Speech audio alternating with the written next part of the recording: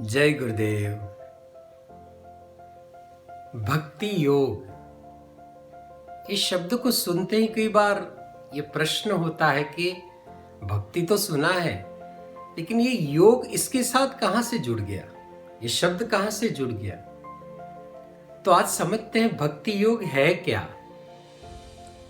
भक्ति शब्द का जन्म भज से हुआ, और भज का मतलब होता है निस्वार्थ प्रेम और समर्पण के साथ कोई कार्य करना, पूजा करना या फिर सेवा करना। और योग का मतलब होता है जोड़ जाना। जब भक्ति ईश्वर के साथ जुड़ने के लिए, ईश्वर के समीप जाने के लिए होता है, तब उसे भक्ति योग कहते हैं। भक्ति के पहलुओं को थोड़ा समझते हैं। निस्वार्थ प्रेम और समर्पण। निस्वार्थ पहला पहलू अगर देखें, मुझे कुछ नहीं चाहिए, ये भाव होना चाहिए। नहीं तो आप देखोगे ना, ज्यादातर लोग जो कुछ भी जीवन में करते हैं ना, पीछे कुछ प्राप्त करने की आशा होती है, पीछे कुछ भोगने की तमन्ना, इच्छा होती है। लेकिन भक्ति में ऐसा नहीं है। यहां मुझे कुछ नहीं चाहिए, ऐसी मन की एक अवस्था होना बहुत जरूरी है। यह पहला पहलू है भक्ति का। प्रेम वैसे तो समझाने का जरूरत नहीं है, हाँ, लेकिन प्रेम को समझने के लिए है ना, एक छोटा सा उदाहरण है। सामान्य रूप से बनाया गया खाना और प्रसाद में बनाया गया कुछ खाने का चीज, दोनों में अंतर अगर देखोगे तो बहुत सारा है, लेकिन एक अंतर होता है, सामान्य खाने से कई गुना ज्यादा प्रेम के साथ प्रसाद बनता है, भाव के साथ प्रसाद बनता है। आप देखोगे कितनी सारी हमारी माताएं ऐसी हैं जो बहुत भाव से, प्रेम से खाना बनाती हैं। कितने सारे हमारे भाई ऐसे हैं जो अपने काम को, अपने ऑफिस को बहुत ज्यादा प्रेम करते हैं। तो भक्ति का दूसरा पहलू है प्रेम के साथ कार्य करना, पूर्ण प्रेम के साथ। और तीसरा पहलू है समर्पण, संपूर्ण रूप से अर्पण होना। संपूर्ण रूप से अर्पण होना माने फिर मेरा कोई विचार नहीं है, फिर मेरा कोई बुद्धि नहीं है, मेरा कोई इच्छा नहीं है, तमन्ना नहीं है, मेरा कोई संकल्प नहीं है, मेरा कोई प्रण नहीं है, मेरा कुछ नहीं, सब कुछ अर्पण कर देना। वो एक कहावत है ना, मेरा मुझ में कुछ नहीं, सब कुछ है वो तेरा। समर्पण, संपूर्ण रूप से अर्पण।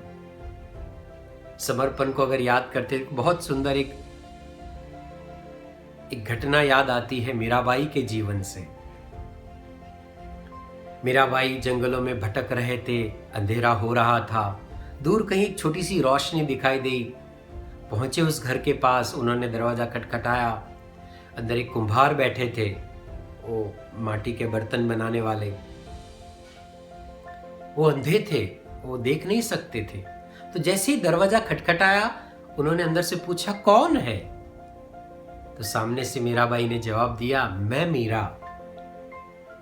तो ये सुन के जब वो वापस प्रत्युत्तर देते हैं, वो बहुत सुंदर है, बहुत समझने जैसा है। उन्होंने कहा कि अगर तुम मीरा है तो मैं कहां से आया, और अगर मैं है तो तुम मीरा नहीं हो सकते, आप मीरा नहीं हो सकते।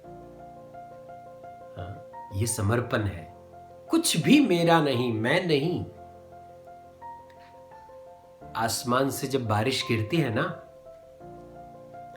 तो बूंदों के स्वरूप में गिरती है। तो आप देख रहे हो, उसका एक आकार होता है, उसका एक साइज होता है, उसका खुद का एक अस्तित्व होता है।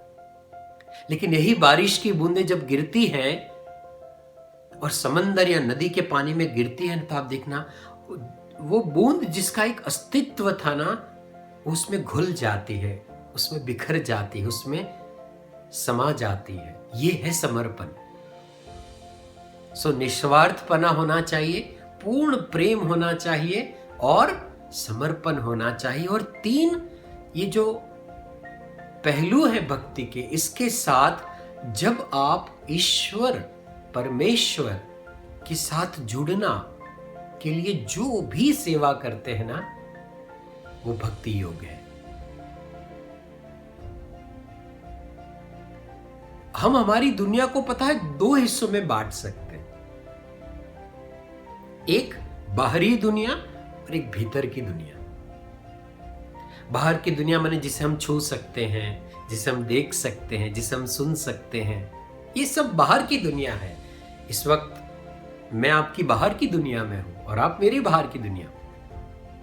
और दूसरी दुनिया है भीतर की दुनिया, जो हम महसूस कर सकते हैं, भाव जो हमारे भीतर उठते हैं, ये भीतर की दुनिया। तो अगर भक्ति योग को समझना चाहते हैं तो भक्ति योग भी 2 हिस्सों में बटा है, एक बाहरी दुनिया में भक्ति और एक भीतर के भाव में भक्ति। बाहरी दुनिया में भक्ति माने जल अर्पण करना, दूध अर्पण करना, पूजा करना, मंत्रोच्चार करना।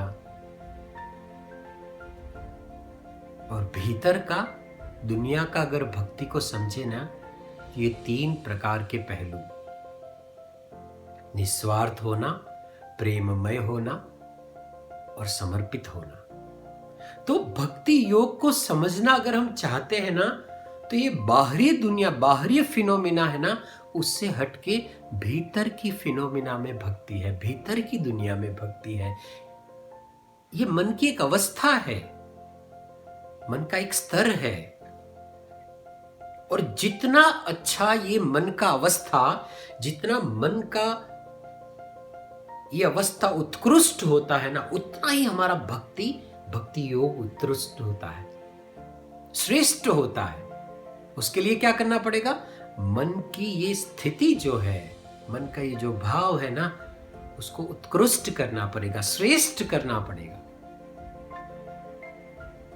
भगवत गीता में भगवान श्री कृष्ण ने कहा है, जप करे, तप करे, दूसरा, तीसरा यम, चौथा नियम, 5वां यज्ञ, 6ठा याग्न, 7वां योग और 8वां स्वाध्याय, स्व अध्याय। ये 8 ऐसे पहलू हैं, 8 ऐसे एक्शंस हैं जो आपके मन की जो स्थिति है ना, उसे श्रेष्ठ कर सकते हैं, उत्कृष्ट कर सकते हैं। तो क्या समझे? भक्ति क्या है, योग क्या है? भक्ति 2 हिस्सों में है, बाहर की दुनिया में, भीतर की दुनिया में। भीतर की दुनिया में मन की एक अवस्था है, मन का एक लेवल है जो उत्कृष्ट होना चाहिए। उत्कृष्ट होने के लिए ये 8 रास्ते हैं, 8 ऐसे कर्म हैं, 8 ऐसे एक्शंस हैं जो आपके भक्ति को उत्कृष्ट बना सकते हैं। फिर से भगवत गीता में अर्जुन ने भगवान श्री कृष्ण को कहा कि आप बात कर रहे हैं निस्वार्थ होना, प्रेम में होना और समर्पित होना, तो ऐसे दुनिया में और भी कई सारे हैं रिश्ते जहां पे हम ये करते हैं। जैसे एक छोटा सा बच्चा अपनी माँ को बहुत प्रेम करता है, संपूर्ण समर्पित होता है, कोई स्वार्थ नहीं होता। एक शिष्य गुरु के प्रति तीनों पहलुओं में होता है, एक भक्त भगवान के प्रति तीनों पहलुओं में। एक पत्नी भी अपने पति को ये तीनों पहलुओं में होती है। ये रिश्ते में भी निस्वार्थपना है, प्रेम है, समर्पण है। तो भगवान को प्रश्न पूछा, भगवान तो ये सब भी भक्ति है क्या? तब ईश्वर ने, परमेश्वर ने, भगवान श्री कृष्ण ने समझाया था ये कि श्रेष्ठ मन की अवस्था होनी चाहिए, तब जाके श्रेष्ठ भक्ति आएगा। लेकिन जिसको तुम प्रेम करते हो, जिसको तुम समर्पण में हो, वो भी श्रेष्ठ होना चाहिए, तभी ये भक्ति योग है। योग माने जुड़ना। जुड़ना किससे? ईश्वर से, परमेश्वर से। श्रेष्ठ कौन है? भगवान है। श्रेष्ठ कौन है? परमेश्वर है। इसीलिए भक्ति योग बोलना चाहिए। जो श्रेष्ठ मन की अवस्था के साथ श्रेष्ठ भक्ति करता है और जो श्रेष्ठ को ही समर्पित और प्रेम करता है, ये जब इकट्ठा होता है तब भक्ति योग होता है। तो ये जो सारे रिश्ते हैं ना, हाँ, ये बहुत ही अच्छे हैं, लेकिन उत्कृष्ट सबसे श्रेष्ठ क्या है? ईश्वर या परमेश्वर के प्रति भक्ति योग।